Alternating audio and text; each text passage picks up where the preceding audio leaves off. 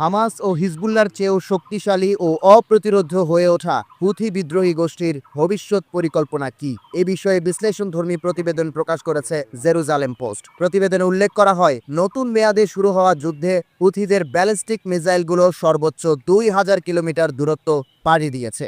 বারবার বিমান হামলার মাধ্যমে ইয়েমেনি গোষ্ঠীটির অস্ত্রের মজুদ ধ্বংসের চেষ্টায় ব্যস্ত যুক্তরাষ্ট্র। যদিও আকাশ যুদ্ধ সবসময় বিজয় আনতে পারে না, তার জলজ্যান্ত উদাহরণ হয়ে গেল এবার।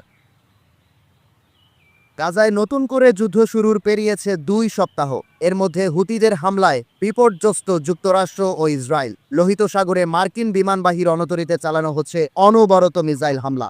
বাধ্য হয়ে 2টি এয়ারক্রাফট ক্যারিয়ারকে মেক্সিকো সীমান্তে সরিয়ে নেওয়া হয়েছে। হামলা বন্ধের জন্য খোদ যুক্তরাষ্ট্র থেকে ইয়েমেনের সশস্ত্র গোষ্ঠীটির কাছে আবেদন জানানো হলেও সুফল মেলেনি। উল্টো আক্রমণ শুরু হয়েছে ইসরায়েলে। দেশি বিদেশি যাত্রীদের সুরক্ষা নিশ্চিতে 2 সপ্তাহ ধরে কার্যত বন্ধ তেল আবিবের বেন গুরিয়ন বিমানবন্দর। বিশ্লেষকরা বলছেন, অস্ত্র ও যোদ্ধাদের জন্য হাজারো ভূগর্ভস্থ গুহা ও বাংকার প্রস্তুত করেছে হুথি। ফলে অকুতোভয় যোদ্ধাদের হারানো চারটিখানি কথা নয়, মাত্র কয়েক বছর আগেও যা হাড়ে হাড়ে টের পেয়েছে সৌদি আরব। 2015 সাল থেকে চলা 7 বছরের যুদ্ধে সর্বোচ্চ শক্তি প্রয়োগের পরেও সানার বিরুদ্ধে পরাজয় বরণ করে জেদ্দা। গেল জানুয়ারিতে ক্ষমতা গ্রহণের পর হুথিদের সহজ টার্গেট হিসেবে মনে করেন ডোনাল্ড ট্রাম্প, যদিও প্রতিটি পদক্ষেপেই ব্যর্থ প্রমাণিত হয়েছেন মার্কিন প্রেসিডেন্ট। গেল রবিবার ইয়েমেন থেকে চালানো এক জোড়া ব্যালিস্টিক মিসাইল হামলায় হাজারো ইসরায়েলিকে ধরতে হয় বাংকারের পথ। কয়েক ঘন্টা যাবৎ দখলদার দেশের আকাশ প্রকম্পিত ছিল সাইরেনের শব্দ ও ইহুদিদের আর্তনাদে।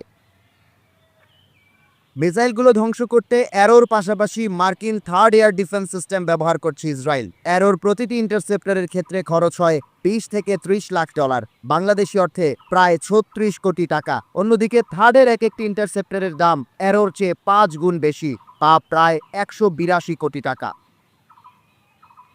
লোহিত সাগরে মার্কিন বিমানবাহী রণতরীতে হামলা চালানোর ক্ষেত্রে বেশিরভাগ সময় ব্যবহার করা হচ্ছে ইরানি ড্রোন।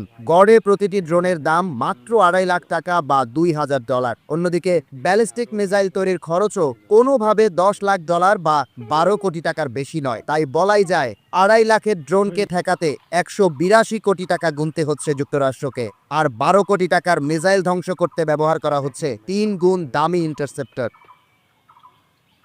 গেল জানুয়ারিতে ক্ষমতা গ্রহণের পর হুথিকে সহজ টার্গেট হিসেবে মনে করেন ডোনাল্ড ট্রাম্প। তবে প্রতি পদক্ষেপেই ভুল প্রমাণিত হচ্ছেন মার্কিন প্রেসিডেন্ট। ব্যবসায়ী ট্রাম্পের কপালেও তাই দুশ্চিন্তার ভাঁজ। জেরুজালেম পোস্টের প্রতিবেদনে উল্লেখ করা হয়, আগামী কয়েক সপ্তাহের মধ্যে ইয়েমেনে আকাশ হামলায় সফলতা অর্জন করতে না পারলে উল্টো পথে হাঁটতে পারে যুক্তরাষ্ট্র।